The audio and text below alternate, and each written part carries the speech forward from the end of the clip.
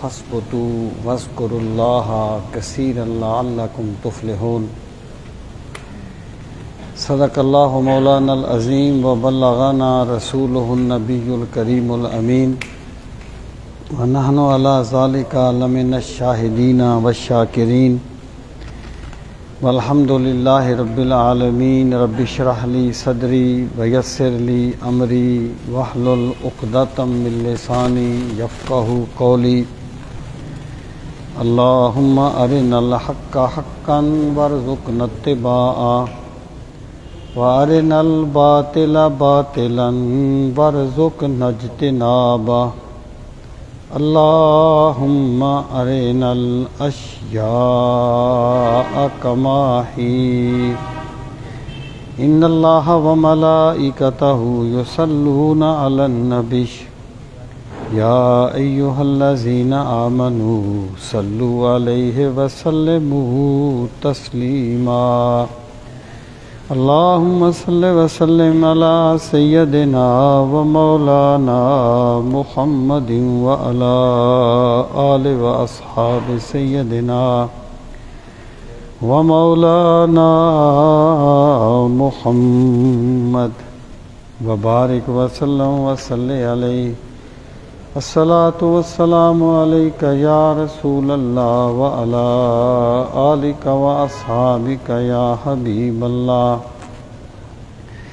الصلاۃ والسلام علیک یا شفیع المذنبین وعلی آلک و اصحابک یا رحمۃ للعالمین۔ یہ 10ویں پارے کا دوسرا رکوع ہے جی۔ 10ویں پارے کا دوسرا رکوع شروع ہو رہا ہے اس قرآن مجید پہ صفحہ نمبر 290۔ اعوذ باللہ من الشیطان الرجیم، بسم اللہ الرحمن الرحیم۔ یا ایہا الذین آمنوا اذا لقیتم فئۃ فاثبتوا واذکروا اللہ کثیرا لعلکم تفلحون۔ ترجمہ، یا ایہا الذین آمنوا، اے وہ لوگو جو ایمان لائے، اذا لقیتم، اذا جب، لقیتم تم ملاقات کرو، جب تمہارا آمنا سامنا ہو، جب تمہارا مقابلہ ہو، فئۃً کسی گروہ سے، فاثبتوا پس ثابت قدم رہا کرو، واذکروا اللہ اور اللہ تعالیٰ کو یاد کیا کرو، کثیراً بہت زیادہ، اور اللہ تعالیٰ کو کثرت سے یاد کیا کرو، لعلکم تفلحون تاکہ تم تفلحون فلاح پا جاؤ، کامیابی پا جاؤ۔ یہ جو رکوع ہے اس میں اللہ رب العزت نے غزوہ بدر کے بارے میں چند چیزوں کو بیان فرمایا ہے، جو یعنی جس پر ملنے والی غنیمت سے سورہ پاک کی ابتدا ہوئی تھی، اور جس کے نام پہ اس سورہ پاک کا نام رکھا گیا۔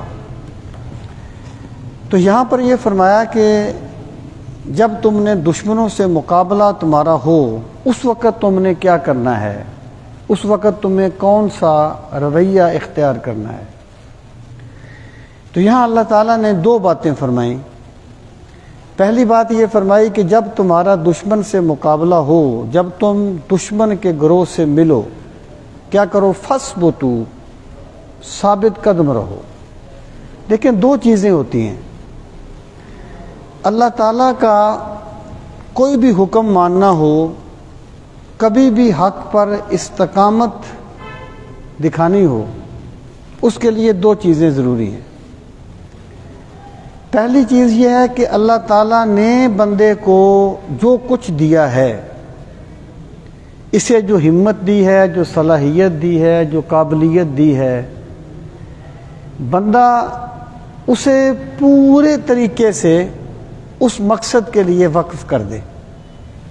یعنی جو کچھ وہ کر سکتا ہے اپنی طرف سے وہ کوئی کمی نہ چھوڑے، لیکن اپنی طاقت پہ بھروسہ نہ کرے، اپنی منصوبہ بندی پہ، اپنی طاقت پہ، اپنی قوت پہ کبھی بھی اعتماد نہ کرے، بلکہ اسے یقین ہو کہ میں نے اپنی طرف سے کوشش کر دی ہے، لیکن کام تبھی ہوگا جب میرے رب کی رحمت مجھے تھام لے گی۔ یہ جو بات ہے نا، یہ قرآن مجید میں یا ایھا الذین آمنوا استعینوا بالصبر والصلاۃ، اور جب یہود کا تذکرہ چل رہا تھا تو انہیں بھی یہی بات فرمائی گئی تھی، استعینوا بالصبر والصلاۃ۔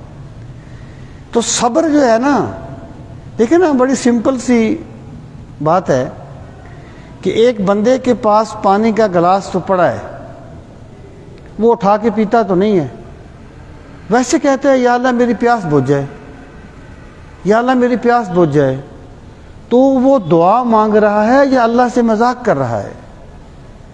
اللہ تعالیٰ کا بندے سے مطالبہ یہ ہے کہ جو کچھ تو کر سکتا ہے اپنی طرف سے کمی نہ چھوڑ، اور پھر تیرا اعتماد تیری طاقت پہ نہیں ہونا چاہیے، میری طاقت پہ ہونا چاہیے۔ والذین جاہدوا فینا لنہدینہم سبلنا، اللہ پاک فرماتا ہے جو بندے ہمیں پانے کے لیے پوری جد و جہد کرتے ہیں، ہم ان کے لیے اپنی رضا کے راستے کشادہ کر دیتے ہیں۔ یعنی بندہ وہ تو کرے جو وہ کر سکتا ہے۔ اللہ نے بندے کو جو کسب کا اختیار دیا ہے، اللہ تعالیٰ نے بندے کو جو طاقت دی ہے، جو صلاحیت دی ہے، اس کو تو بندہ کام میں لائے، اور پھر اس کو کام میں لانے کے بعد اس کا اعتماد اللہ کی ذات پہ ہو، تو پھر میرے رب کی رحمت اسے تھام لیتی ہے، اور میرا خدا اپنے بندے کو کبھی بھی یار و مددگار نہیں چھوڑتا۔ تو اہل ایمان سے یہ دو باتیں کہیں گے۔ معاملہ کیا ہے کہ تمہارا دشمن سے مقابلہ ہے، اب تم نے کرنا کیا ہے؟ فَاثْبُتُوا، ڈٹ جاؤ، جیسے صحابہ کرام اس وقت ڈٹ گئے تھے جب رسول کریم صلی اللہ تعالی علیہ وآلہ وسلم نے زعفران کی وادی میں ان سے مشورہ فرمایا تھا۔ انہوں نے کہا تھا، اے اللہ کے رسول صلی اللہ علیہ وسلم، ہم حضرت موسیٰ کی قوم کی طرح یہ نہیں کہیں گے کہ تم اور تمہارا خدا جا کے لڑے، ہم تو یہاں بیٹھے ہیں۔ اے اللہ کے رسول، آپ ہمیں حکم دیں، آپ ہمیں سمندر میں کودنے کا حکم دیں، ہم میں سے ایک بندہ بھی پیچھے نہیں رہے گا۔ جب انہوں نے اس طریقے سے سرکار مدینہ کے ساتھ وفاداری کا اظہار کیا، تو پھر میرے رب نے ان کی نصرت کے لیے فرشتوں کو بھیج دیا۔ تو زندگی کے میدان میں، میدان صرف میدان جنگ میں نہیں سجتا، زندگی میں بڑے میدان سجتے ہیں، بڑے مرحلے آتے ہیں۔ دو ہی چیزیں ہیں بس، ایک تو اللہ نے جو کچھ دیا ہے اسے کام میں لائے بندہ، اس کی قدر کرے، اسے کام میں لائے، اور پھر اللہ سے مانگے، اللہ سے مدد مانگے، اللہ کو یاد کرے، تو اللہ تعالیٰ اپنے بندے کو کبھی بھی یار و مددگار نہیں چھوڑتا۔ فرمایا، اے ایمان والو، جب تم ملو دشمن سے فَاثْبُتُوا، ڈٹ جاؤ، ثابت قدم رہو۔ اور یہ جو ڈٹ جانا ہے نا، یہ بھی، اس کے بھی کوئی نفسیاتی اسباب ہوتے ہیں، یعنی ویسے نہیں ہوتا بندہ کہتا ڈٹ جاؤ بھائی، نہیں، اس کے کوئی نفسیاتی اسباب ہوتے ہیں۔ مطلب یہ ہے بندہ یہ سوچے کہ جو میرے مقابلے میں مشرک آئے ہوئے ہیں، یہ تو بتوں کی محبت میں اتنی قربانیاں دینے کے لیے تیار ہیں، اور میں تو اپنے رب کی محبت میں لڑ رہا ہوں، میں تو سرکار مدینہ علیہ الصلوۃ والسلام کی محبت میں لڑ رہا ہوں۔ تو بندہ جب سوچتا ہے کہ اللہ تعالیٰ نے مجھے کن نعمتوں سے نوازا ہے، تب اس میں استقامت آتی ہے۔ پھر فرمایا، وَاذْكُرُوا اللَّهَ كَثِيرًا، اللہ کو کثرت سے یاد کرو۔ یہ جو کثرت ہے نا، اس کا تعلق گنتی کے ساتھ نہیں ہوتا کہ بندہ یہ کہے کہ میں نے 1000 مرتبہ یہ وظیفہ پڑھ لیا، میں نے اللہ اکبر کا ذکر کر لیا، کوئی تسبیح پڑھ لی۔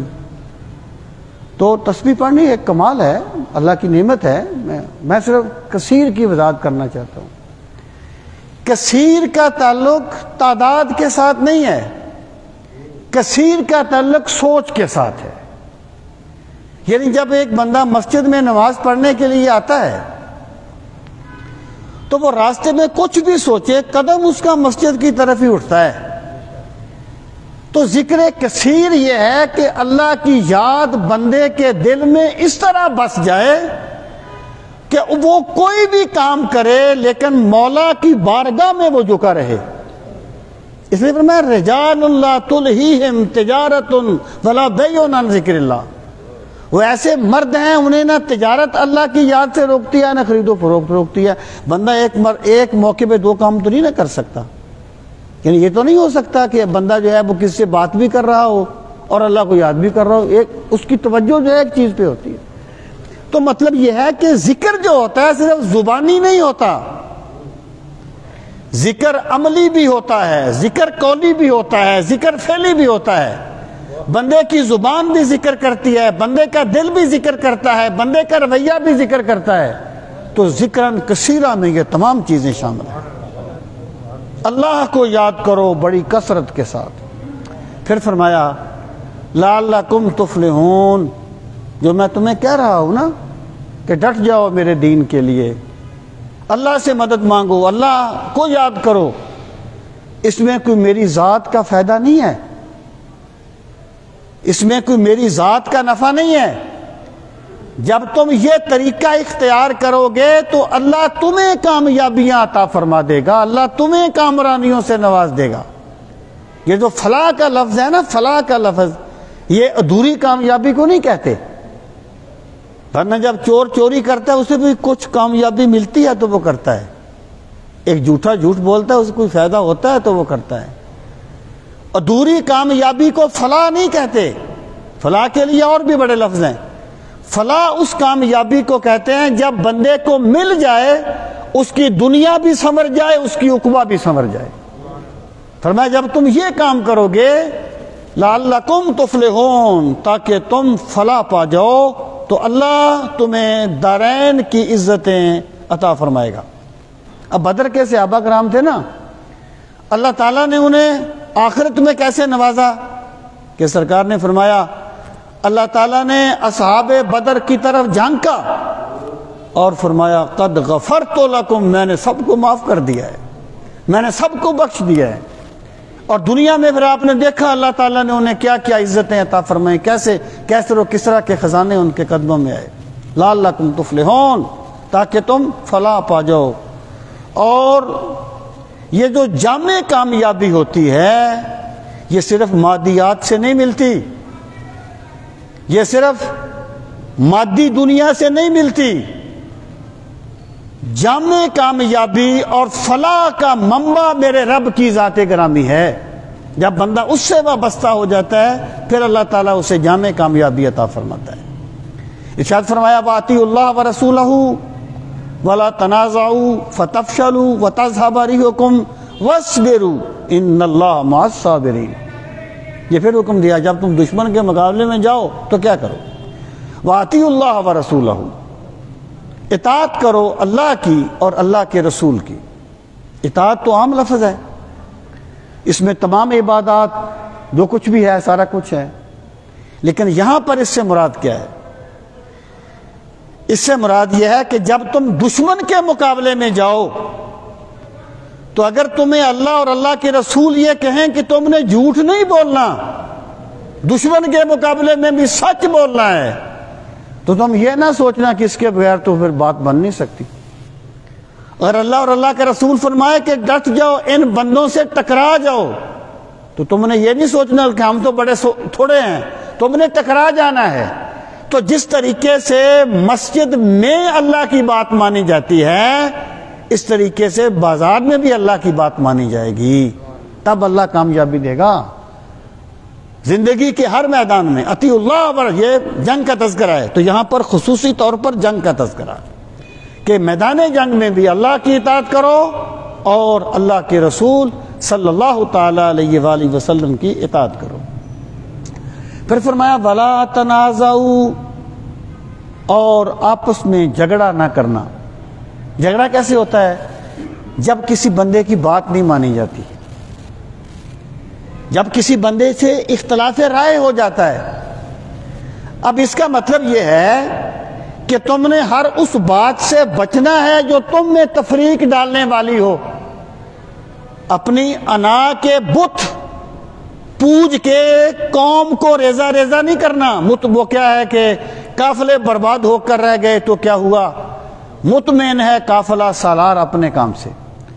یعنی اپنی انا کے لیے قوم کو تفریق نہیں کرنا. یہ کسی فرعونی سوچ ہے کہ اپنے استحکام کے لیے قوم کو تقسیم کر دو. جیسے اللہ پاک نے فرمایا کہ اس کا طریقہ یہ تھا وَجَعَلَ أَهْلَ شِيَعًا يَسْتَضْعِفُونَهُ کہ اس نے بنی اسرائیل کو اپنی قوم کو گروہوں میں تقسیم کر دیا تھا اپنا اقتدار قائم رکھنے کے لیے. تو لا تنازعوا کا مطلب یہ ہے، دیکھیں کبھی ایسا نہیں ہو سکتا کہ کسی بھی بندے سے آپ کا کوئی اختلاف رائے نہ ہو. اس کے مزاج سے بھی اختلاف ہو سکتا ہے، اس کی کسی بات سے بھی اختلاف ہو سکتا ہے، لیکن اگر بندہ اپنی انا کو آگے لا کر اختلاف پیدا کر دے گا تو پھر اس نے مجموعی طور پر قوم کا نقصان کیا ہے. تو ولا تنازعوا سے یہ مراد ہے کہ تمہیں حتی العلم، یعنی صحابہ کرام رضوان اللہ تعالیٰ علیہ مجمعین ایسا بھی ہوا فقہی معاملات میں، اگر وہ ایک کام کو کہتے تھے کہ اس کو اس طرح کرنا ہے، پھر وہ دوسرے کی بات مان لیتے تھے. کسی نے کہا یہ آپ نے کیا کیا؟ انہوں نے کہا اس لیے کر دیا تاکہ قوم میں اختلاف نہ پیدا ہو جائے. یعنی اپنی دلیل بھی ہے لیکن دوسرے کی دلیل پہ عمل کر لیا اختلاف سے بچنے کے لیے. اور یہ بہت بڑے بندوں کی سوچ ہوتی ہے. جو بندہ اپنی انا کے لیے لوگوں میں اختلاف ڈال دیتا ہے بڑا گھٹیا اور کمینہ آدمی ہے. جو بندہ لوگوں کا اختلاف بچانے کے لیے، لوگوں کو اختلاف سے بچانے کے لیے اپنی انا کو قربان کر دیتا ہے بہت بڑا بندہ ہوتا ہے. اللہ پاک نے فرمایا وَلَا تَنَازَعُوا، اور تم نے آپس میں جھگڑا نہیں کرنا. وہ دیکھیں حضرت خالد بن ولید رضی اللہ تعالیٰ عنہ سپہ سالار ہے، اللہ کے شیر ہے، اللہ کی تلوار ہے، سیف اللہ ہے، ٹھیک ہے. حضرت عمر فاروق رضی اللہ تعالیٰ عنہ امیر المومنین ہیں، خلیفہ وقت ہیں. ایک بات پہ اختلاف ہوا، بات بھی کس بات پہ، اختلاف بھی کس بات پہ ہوا؟ ذرا آپ سوچ دیکھیں خلفاء راشدین کی، کہ انہوں نے ایک شاعر کو بہت زیادہ پیسے دے دیے، نذرانہ دے دیا شاعر کو، حضرت خالد بن ولید نے. حضرت عمر نے فرمایا اگر لشکر کے پیسوں سے دیے ہیں تو بددیانتی ہوئی ہے، تمہیں اس لیے نہیں دیے تھے کہ تم شورا کو دو، اور اگر اپنی جیب سے دیے ہیں تو فضول خرچی کی ہے، اس لیے میں تمہیں اس منصب سے معزول کرتا ہوں. اب حضرت خالد بن ولید اپنا گروہ بنا سکتے تھے، لوگوں نے کہا تھا ہم تمہارے ساتھ ہیں. انہوں نے کہا میں سپہ سالار ہوں یا عام سپاہی ہوں، جیسے میں سپہ سالار ہو کے لڑتا تھا ویسے ہی میں اب لڑوں گا، کیونکہ میں اپنے رب کی رضا کے لیے لڑتا ہوں، میں کسی بندے کی رضا کے لیے نہیں لڑتا. یہ ہوتا ہے اختلاف کو ختم کرنا امت کو مضبوط کرنے کے لیے. تو یہ جنگ کا ادب سکھایا گیا وَلَا تَنَازَعُوا، اور آپس میں جنگ نہ کرنا، آپس میں جھگڑا نہ کرنا. پھر کیا ہوگا؟ فَتَفْشَلُوا، رزلٹ کیا نکلے گا؟ تم کمزور ہو جاؤ گے. جب یعنی وہ اتھے اپنی اپنی پہ گئی دی مانو، اتھے اپنی اپنی پہ گئی دی مانو لٹ نہیں، ماں دینو لٹ کے لے گئی. مطلب جب یہ ماحول بن جائے گا تو پھر مجھے بتائیے کہ کیا بنے گا اس قوم کا. یعنی اگر قوم ہی اتنی تقسیم ہو جائے گی، دشمن کو کیا پڑ گیا کہ وہ اس قوم کا مقابلہ کرے گا. یہ ہے فَتَفْشَلُوا، تم کمزور پڑ جاؤ گے. وَتَذْهَبَ رِيحُكُمْ، لفظی معنی ہے تذہبہ چلی جائے گی، ریحکم تمہاری ہوا، مطلب کیا؟ تمہاری ہوا اکھڑ جائے گی. یہ محاورہ ہے، تمہاری ہوا اکھڑ جائے گی، تمہارا روب ہے نا وہ ختم ہو جائے گا. یعنی جب لوگوں کو پتہ چلے گا کہ یہ تو آپس میں ہی لڑ رہے ہیں تو ہمیں ان کی پھر کیا پرواہ ہے. تمہارا جو روب ہے نا، جو تمہارا دبدبہ ہے قوم کی مضبوطی کے لیے، اگر کسی کی کوئی ناگوار بات بھی ہو نا برداشت کر لیا کرو. اگر کسی کی کوئی بات تمہیں اچھی بھی نہ بھی لگے، امت کی وحدت کے لیے اسے برداشت کر لو. وَاصْبِرُوا، اپنی انا کو قربان کر کے ثابت قدم رہتا ہے، اللہ کی نصرت اس کے ساتھ ہوتی ہے، اللہ کی مدد اس کے ساتھ ہوتی ہے۔ ان اللہ مع الصابرین، یہاں جس معیت کا ذکر ہے وہ معیت محبت اور معیت نصرت ہے، اللہ صبر کرنے والوں کے ساتھ ہے۔ اب فرمایا، اب آگے اس کا مفہوم مخالف بیان کیا، یہ بتایا تھا تم نے کیسے کرنا ہے، اب بتایا تم نے کیسے نہیں کرنا۔ اس کو کہتے ہیں مزادہ، علم المناسبہ میں اس کو کہتے ہیں مزادہ۔ وہ کہتے ہیں نا کہ نعمت کی قدر وہی جانتا ہے جس نے تکلیف دیکھی ہو، روشنی کی قدر وہی جانے گا جو اندھیرے سے واقف ہو، ٹھیک ہے؟ تو دونوں چیزوں کو بیان کیا جاتا ہے۔ الاشیاء تعرف بازدادها، چیزیں اپنی ضد سے پہچانی جاتی۔ اب فرمایا کہ تم نے کس طرح نہیں کرنا، ولا تکونوا، اور تم نہ ہو جاؤ، نہ ہو جانا، کالذین، کاف تشبیہ کے لیے ہے، جیسے الذین، جو لوگ خرجوا، نکلے، من دیارہم، دیار دار کی جمع ہے، دیار دار کی جمع، اپنے گھروں سے کیسے نکلے؟ بطرن، اتراتے ہوئے، اکڑتے ہوئے، ورعاء الناس، اور لوگوں کو دکھاتے ہوئے اپنا آپ، لوگوں کو دکھانے کے لیے۔ اور تیسرا جرم کیا تھا؟ وَيَصُدُّونَ عَن سَبِيلِ اللَّهِ، اور وہ روک رہے تھے اللہ کے راستے سے، اور وہ روک رہے تھے، جو ان کے تین جرائم تھے۔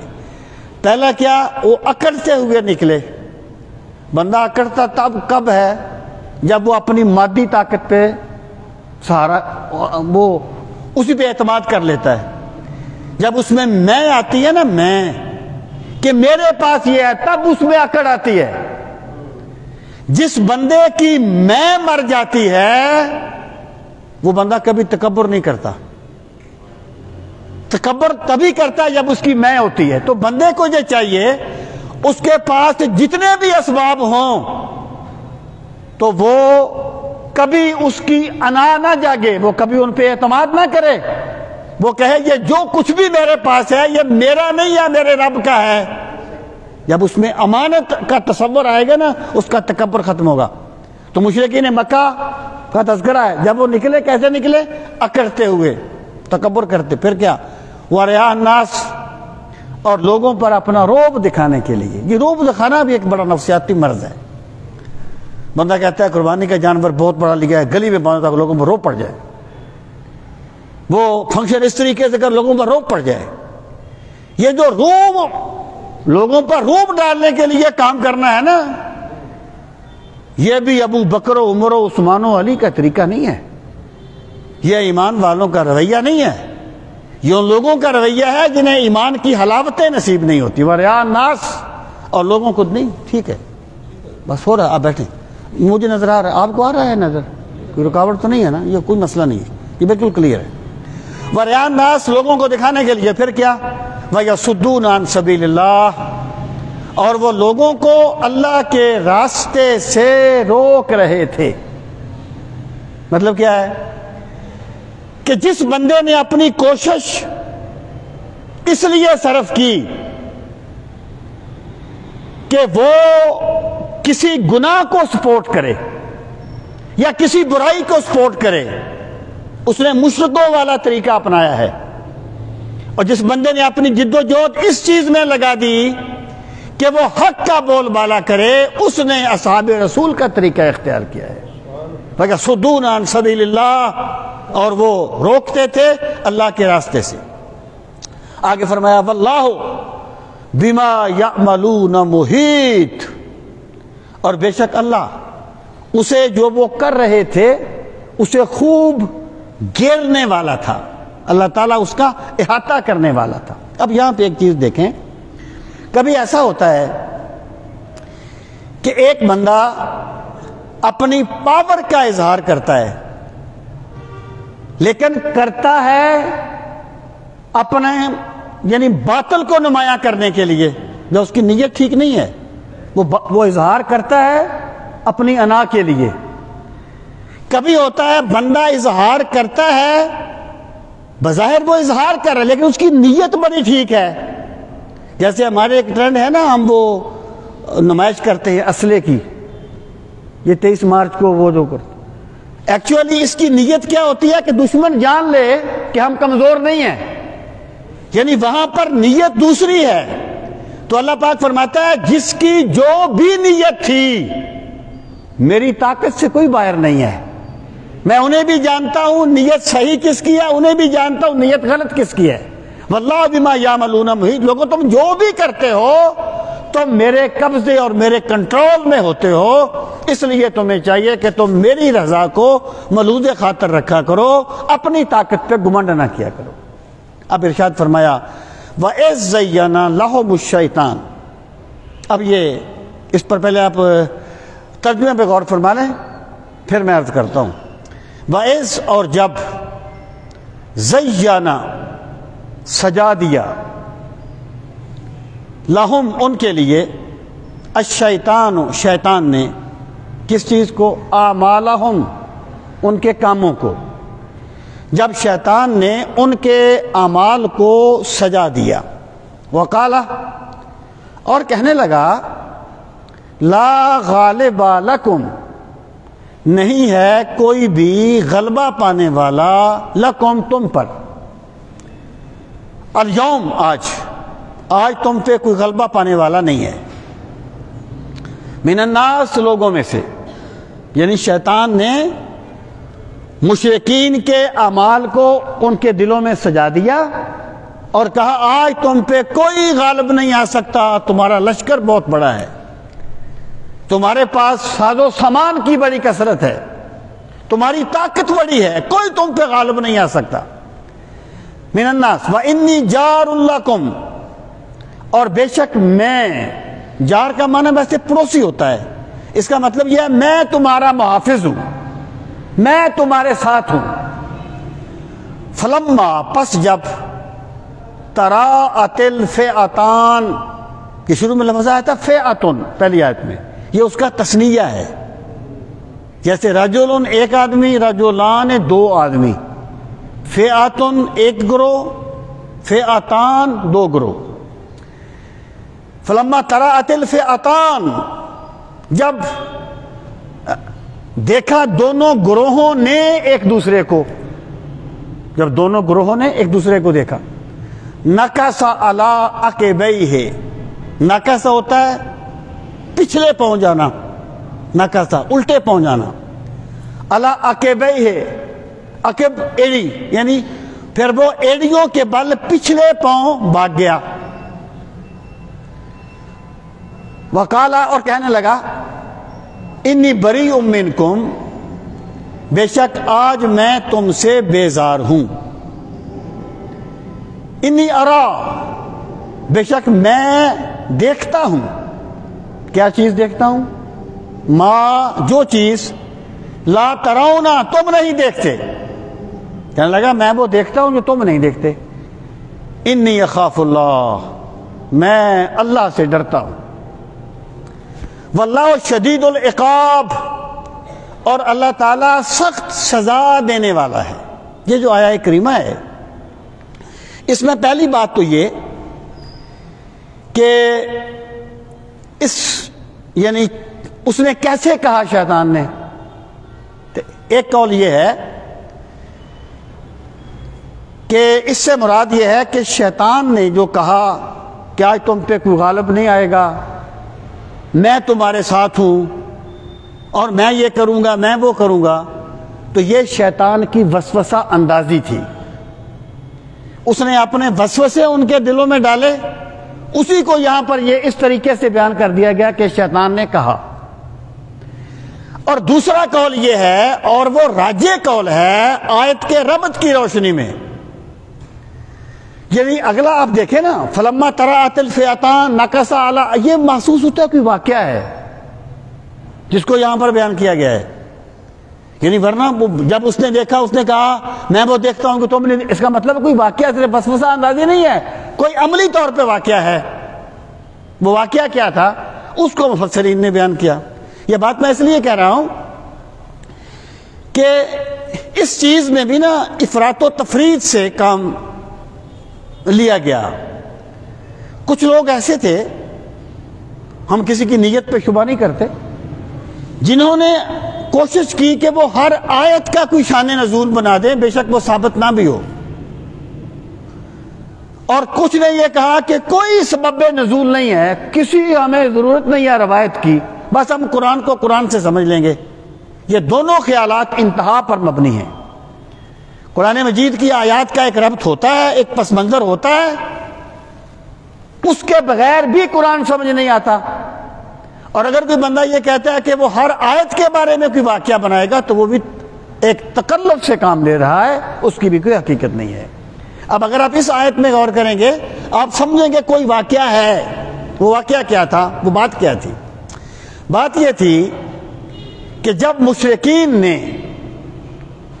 یہ طے کیا کہ وہ مسلمانوں کے مقابلے میں جائیں گے، اب ایک قبیلہ تھا بنو بکر جو مسلمانوں کا حلیف تھا، یعنی ان کا ساتھی تھا. حریف مخالف کو کہتے ہیں، حلیف ساتھی کو کہتے ہیں. انہوں نے سوچا، مشاورت کی، انہوں نے سوچا کہ اگر ہم مسلمانوں کے مقابلے میں نکل گئے، بنو حنیف سے ہماری بھی وہ بنو بکر سے ہماری بھی دشمنی ہے اور وہ مسلمانوں کی طرف ان کا جھکاؤ ہے، تو وہ کہیں ہمارے من الجن، وہ جنوں میں سے تھا. انہیں اللہ تعالیٰ نے یہ ملکہ دیا ہے کہ یہ مختلف حیتیں بدلتے ہیں. یعنی ہمارے اکابرین کے پاس جن انسانی شکل میں آ کے بھی پڑھتے رہے ہیں، ممکن آپ بھی مدارس میں پڑھتے ہوں، تو یہ ان کو شکلیں بدلنے کے اللہ نے، تم مسلمان کبھی بھی تمہیں شکست نہیں دے سکتے. اور دوسری بات یہ ہے کہ میرے قبیلے سے بے فکر رہیں، میں خود آپ کے ساتھ جاؤں گا. اس طریقے سے اس نے مشرکین کو برانگیختہ کیا. اب جب جنگ شروع ہوئی تو پھر میرے رب نے اپنے پاک نبی کی نصرت کے لیے اور خدمت کے لیے فرشتوں کو بھیج دیا. اب جو ابلیس ہے وہ تو عالم امر کا بندہ ہے نا، عالم خلق تو نہیں ہے، اس کا وجود تو نہیں ہوتا. تو اس نے فرشتوں کو آتا ہوا دیکھا کہ مسلمانوں کی مدد کے لیے تو آسمانوں سے فرشتے آ گئے. اب اس نے کہا کہ جو میں دیکھتا ہوں وہ تم نہیں دیکھتے، اور میں اللہ سے ڈرتا ہوں. یعنی یہ اس نے جو کہا نا کہ میں اللہ سے ڈرتا ہوں، اس سے اس کا ایمان ثابت نہیں ہو گیا. اس کا مطلب یہ تھا کہ اب یہ تباہی ہو جائے گی، میں عذاب سے ڈرتا ہوں. وہ بھاگ گیا. اچھا، پہلے یہ مشرکین مکہ کو حوصلہ دے رہا تھا میدان بدر میں بھی کہ میں تمہارے ساتھ ہوں، میں تمہارے ساتھ ہوں، کوئی ایسی بات نہیں ہے. جب وہ غائب ہو گیا انہوں نے کہا یار اچھا رہا، وہ بنو بکر کا سردار تو غائب ہو گیا، سراقہ تو غائب ہو گیا. جنگ ختم ہو گئی، مشرکین اپنے انجام کو پہنچ گئے. تو بعد میں سراقہ ملا. انہوں نے کہا یار تم نے اس نے اچھا کیا کہ ہمیں تم نے آگے جھونکا ہے اور پھر تم پیچھے ہٹ گئے ہو. اس نے کہا واللہ مجھے تو پتہ ہی نہیں ہے، میں تو تھا ہی نہیں. اس آیت میں اللہ تعالیٰ نے اس چیز کو بیان فرمایا ہے. مطلب کیا ہے؟ اب ذرا پورے رکوع پہ غور کریں کہ جو بندہ اس طرح اللہ کے ساتھ وابستہ ہو جائے گا خدا اس کی غیبی مدد فرمائے گا. سبحان اللہ.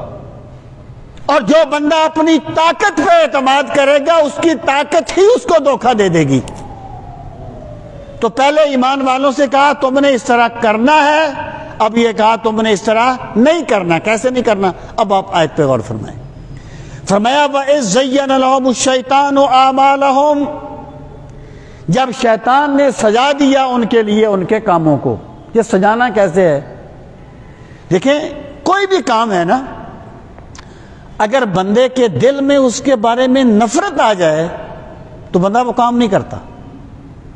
جس کام کے بارے میں نفرت آ جائے نا بندہ وہ نہیں کر سکتا. ایک کام پہلے دل کو اچھا لگتا ہے تو بندہ اسے کرتا ہے. اب جو نیکی ہے جب یہ دل میں اچھی لگے تو اس کا مطلب یہ ہے کہ اللہ تعالیٰ نے اپنے بندے پہ کرم فرما دیا ہے. اور جب برائی بندے کو اچھی لگنے لگ جائے پھر اس کا مطلب یہ ہے اس بندے پہ شیطان کا تسلط ہو گیا ہے اور شیطان اسے گناہ کو اچھا بنا کے دکھا رہا ہے. تو یہ جو چیز ہوتی ہے نا برائی کا اچھا لگ جانا، یہ دراصل شیطانی تسلط کی علامت ہوتی ہے. جس طریقے سے برے بندوں کے ساتھ شیاطین ہوتے ہیں نا، نیک بندوں کے ساتھ اللہ کے فرشتے ہوتے ہیں، وہ ان کے دل میں نیکی کی محبت ڈالتے ہیں. اور یہی وہ چیز ہے جس کو فرقان کہا گیا ہے. پہلے آیت گزری ہے یا ایھا الذین آمنوا ان تتقوا اللہ یجعل لکم فرقانا. اے ایمان والو، اگر تم اللہ سے ڈرتے رہو گے تو اللہ تمہیں فرقان عطا کرے گا. فرقان کیا ہے؟ کہ وہ صلاحیت، وہ دل کا نور تمہیں اللہ عطا فرما دے گا کہ تمہیں نیکی سے محبت ہو جائے گی اور گناہ سے نفرت ہو جائے گی. تو یہ شیطان نے پہلا کام کیا کیا؟ ان کے دلوں میں برائی کو مزین کر دیا. بندے کو اللہ سے دعا کرنی چاہیے، یا اللہ مجھے باطل برا نہ لگے، مجھے حق جو ہے نا وہ اچھا لگے، مجھے باطل اچھا نہ لگے، مجھے حق اچھا لگے. یہ وَيَزَيَّنُ لَهُمُ الشَّيْطَانُ أَعْمَالَهُمْ، جب شیطان نے ان کے لیے سجا دیا ان کے کاموں کو. وقال، اور کہنے لگا لا غالب لکم اليوم، آج تم پہ کوئی غلبہ نہیں پا سکتا، من الناس، لوگوں میں سے، وَإِنِّي جَارٌ لَكُمْ، اور میں تمہارے ساتھ ہوں. فلما تراءت الفئتان، جب مشرکین اور مسلمان آپس میں آمنے سامنے ہوئے اور اس نے دیکھا کہ فرشتے اتر رہے ہیں، نکص علی عقبیہ، تو وہ اپنے ایڑیوں کے بل پچھلے پاؤں بھاگا. وقالا، کہنے لگا انی بریء منکم، میں تم سے بیزار ہوں. یعنی یہ تو شیطان کا طریقہ ہے. وہ کیا ہے کہ عجب ہنسی آتی ہے مجھ پر، مجھ کو، حضرت انسان پر، فعل بد تو خود کرے، لعنت کرے شیطان پر. ایک یہ اور ایک یہ ہے کہ یعنی اس کا مفہوم یہی ہے کہ شیطان کا طریقہ یہ ہے کہ جب بندہ گناہ کر لیتا ہے نا تو وہ اس سے بری الذمہ ہو جاتا ہے. وہ کہتا ہے میرا اس سے کوئی تعلق نہیں ہے. تو اس نے کہا انی بریء منکم، میں تم سے بیزار ہوں. گناہ اس وقت تک دلچسپ ہے جب تک ہو نہیں جاتا. دل گمراہ کو، وہ شعر ہے، دل گمراہ کو اے کاش کوئی یہ بات سمجھاتا. دل گمراہ کو اے کاش کوئی یہ بات سمجھاتا. گناہ اس وقت تک دلچسپ ہے جب تک ہو نہیں جاتا. یہ نیکی اور گناہ میں ایک کسوٹ ہی ہے کہ نیکی کر کے بندے کو اطمینان قلبی ملتا ہے، اس کا ضمیر دل مطمئن ہوتا ہے. اور جب وہ گناہ کرتا ہے تو بعد میں اس کا ضمیر اس کو ملامت کرتا ہے. اس نے کہا انی بریء منکم، میں تم سے بیزار ہوں. انی اری ما لا ترون، میں دیکھتا ہوں جو تم نہیں دیکھتے. انی اخاف اللہ، میں اللہ سے ڈرتا ہوں. واللہ شدید العقاب، اور بے شک اللہ تعالیٰ بڑی سخت سزا دینے والا ہے. ابھی ٹائم ہے تھوڑا سا. یقول المنافقون والذین فی قلوبہم مرض غر ہؤلاء دینہم ومن یتوکل علی اللہ فإن اللہ عزیز حکیم. اب یہ منافقوں کا ذکر آ گیا. فرمایا اذ یقول المنافقون، جب کہہ رہے تھے منافق، والذین فی قلوبہم مرض، اور وہ لوگ جن کے دلوں میں مرض تھا. یعنی یا تو وہ ٹوٹلی طور پہ منافق تھے، یا یہ ہے کہ وہ ڈاواں ڈول تھے، ان کے دلوں میں ایمان نہیں آیا تھا. کیا کہہ رہے تھے؟ غر ہؤلاء دینہم. اس جملے پہ ذرا غور کرنا. غرہ ہوتا ہے دھوکے میں ڈالنا، دھوکے میں ڈال دینا. غرہ، دھوکے میں ڈال دیا، ہؤلاء، ان لوگوں کو، دینہم، ان کے دین نے. یعنی منافق یہ کہتے تھے کہ مسلمانوں کا استغفر اللہ دماغ چل گیا ہے، ان کے دین نے ان سے سمجھ چھین لی ہے.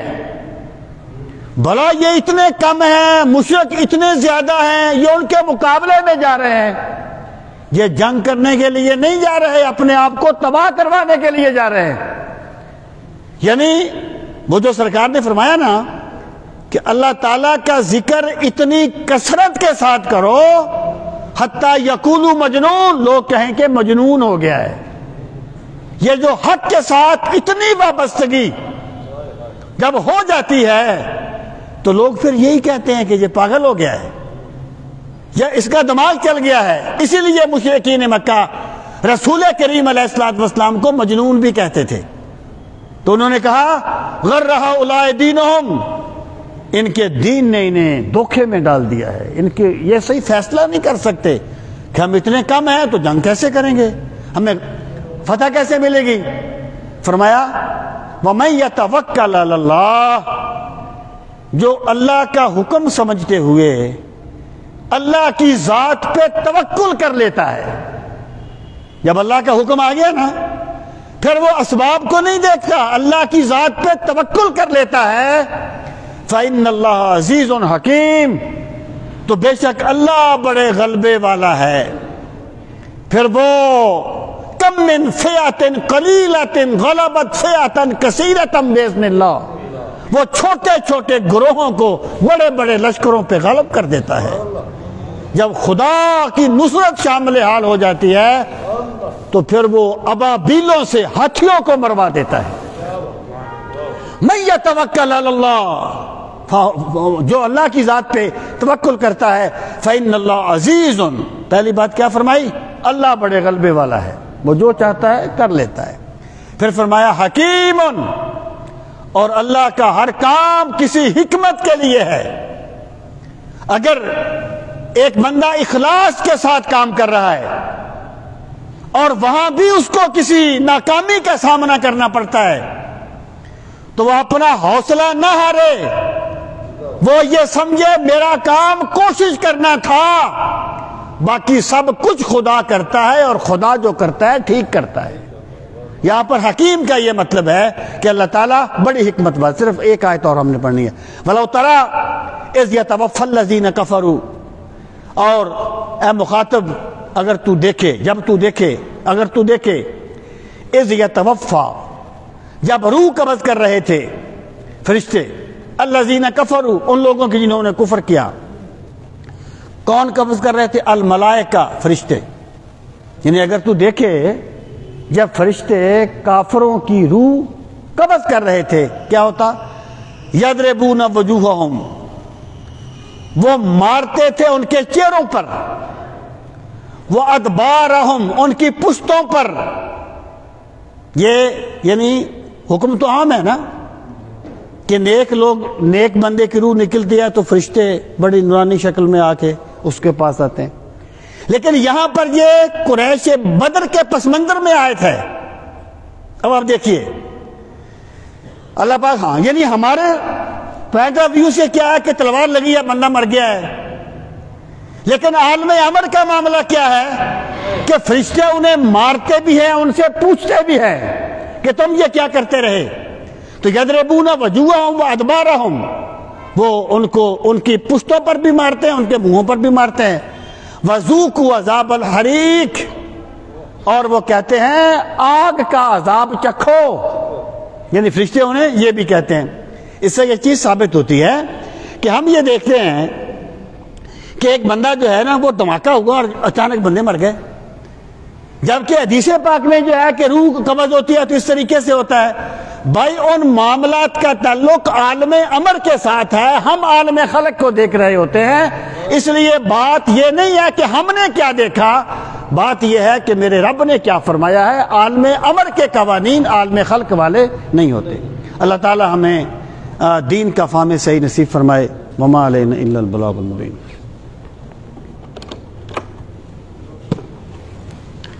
الحمد للہ رب العالمین والعاقبۃ للمتقین، الصلاۃ والسلام علی سید المرسلین وعلی آلہ واصحابہ اجمعین. ربنا آتنا فی الدنیا حسنۃ وفی الآخرۃ حسنۃ وقنا عذاب النار. پروردگار عالم ہم سب کی حاضری اپنی بارگاہ عالی میں قبول و منظور فرما. یا اکرم الاکرمین، ہمارے گناہوں کو معاف فرما. میرے مالک ہمیں قرآن مجید کی تلاوت کا ذوق نصیب فرما. یا ارحم الراحمین، ہمیں قرآن مجید کا فہم صحیح نصیب فرما. میرے مالک ہمیں قرآنی تعلیمات کو دلوں میں اتارنے والا بنا دے.